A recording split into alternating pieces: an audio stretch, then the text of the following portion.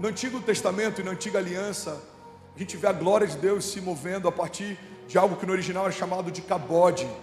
O cabode era o peso da glória de Deus. Então, quando a glória de Deus invadia um lugar, você percebia o peso da glória de Deus e era impossível ficar de pé. Isso acontecia no Santo dos Santos, isso aconteceu em algumas visitações sobrenaturais no tabernáculo, em vários momentos da história, quando a glória de Deus se revelava, o peso da glória de Deus fazia com que ninguém conseguisse ficar de pé naquele ambiente. Mas na nova aliança, a glória de Deus se manifesta também a partir de uma nova dinâmica, que é o doxa. O que é o doxa? Doxa significa opinião de Deus. Então a glória de Deus se revela não só a partir do peso que a presença dele tem, mas a partir também daquilo que ele pensa. Irmão, o que eu quero compartilhar com você nessa noite é que não existe nenhuma opinião que tenha mais peso e que possa te levar para um lugar mais glorioso do que a opinião que Deus tem a seu respeito. Ele fala em um momento da história: eu bem sei os pensamentos que tenho a respeito de vocês, diz o Senhor, pensamentos de paz e não de mal, para te dar o fim que você deseja. Mas sabe o que é interessante? Deus pode falar 10 vezes o que sonha para alguém, e ainda assim um comentário negativo faz com que esse alguém pare de sonhar o que Deus já sonha para ele. Às vezes a gente precisa ouvir de Deus várias vezes a mesma promessa, mas um comentário negativo faz com que a gente abra a mão de um chamado ou de um sonho. É interessante porque Noé ouviu uma vez e obedeceu por décadas. A gente vê Davi, ouviu uma vez e obedeceu por anos. A gente vê José, ouviu uma vez, viu uma vez e obedeceu por anos. Nos nossos dias o que a gente tem visto é Deus fala 10 vezes, mas uma opinião contrária faz com que a gente comece a duvidar do que Deus falou.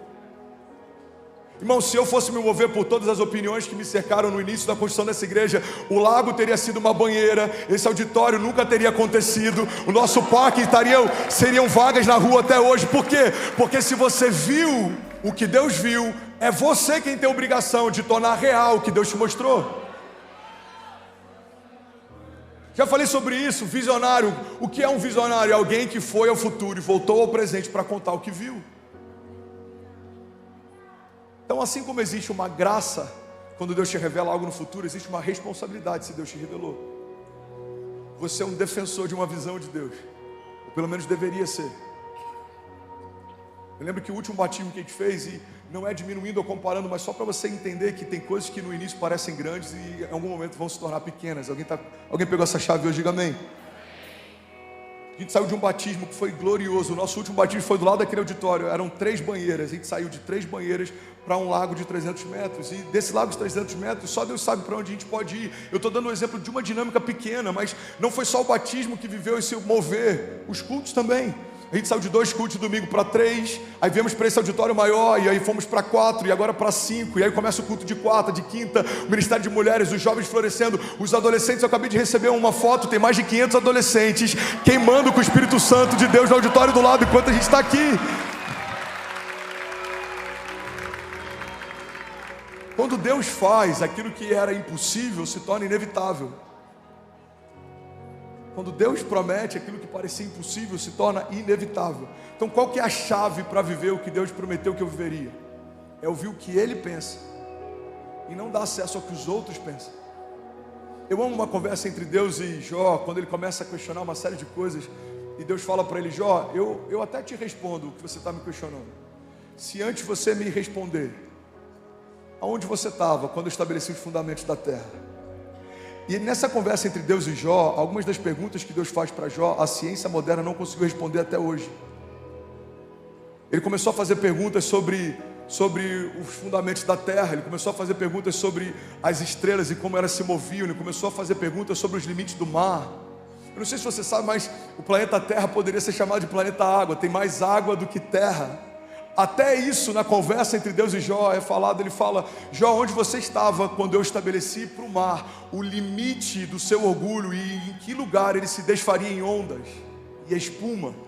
Deus disse para o mar: até aqui você pode, daqui para cá não mais. Está em Gênesis.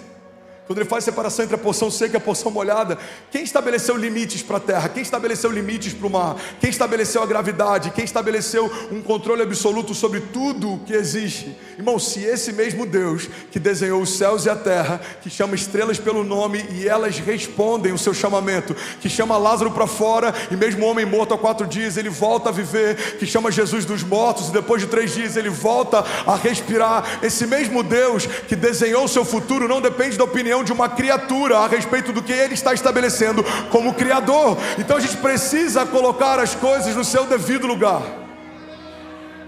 Uma criatura que passa a ouvir uma outra criatura no lugar do seu criador é como um cego guiando outro cego. Não temos controle sobre nada na nossa história. A Bíblia diz: não digam amanhã iremos, amanhã compraremos, amanhã faremos, porque você não tem controle sobre o seu amanhã. Digam assim: se o Senhor permitir, amanhã iremos. Se o Senhor permitir, amanhã compraremos. Se o Senhor permitir, amanhã faremos. Alguém está comigo? Tem um momento na Bíblia, inclusive, que é tão poderoso. Ele fala a respeito de um homem insensato, que tem os seus celeiros cheios, mas ele está sonhando em aumentar seus celeiros.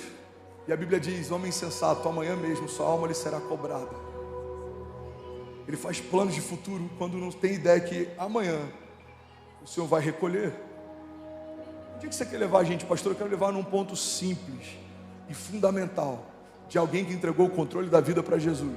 Se a sua vida pertence a Jesus, os conselhos que te norteiam têm que ser os conselhos dele. Se a sua vida pertence ao Senhor, os conselhos que vão te levar a lugares altos têm que ser os conselhos deles. A igreja precisa parar de dar ouvidos à opinião de homens e começar a buscar de novo conselhos de Deus. A opinião de Deus, a glória de Deus, o doxa de Deus, a presença de Deus, o governo de Deus. Alguém está comigo? Diga amém. Que Deus quer ser para nós não é só Salvador, mas também Senhor.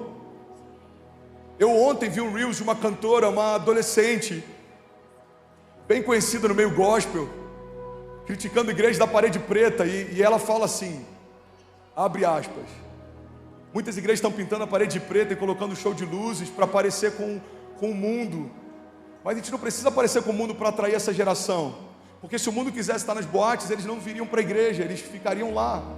E aí eu vi os comentários, um monte de gente falando: uau, meu Deus, muito bom que você falou, concordo com tudo que você disse. Eu falei: é interessante, pessoas que não constroem igrejas opinando sobre igrejas, pessoas que têm um testemunho questionável, querendo questionar sobre quem está edificando vidas e batizando, e curando e libertando. Mas sabe o que é interessante? A gente está num momento em que qualquer um pode falar o que quiser, e tem muita gente parando para ouvir quem não tem nada para falar.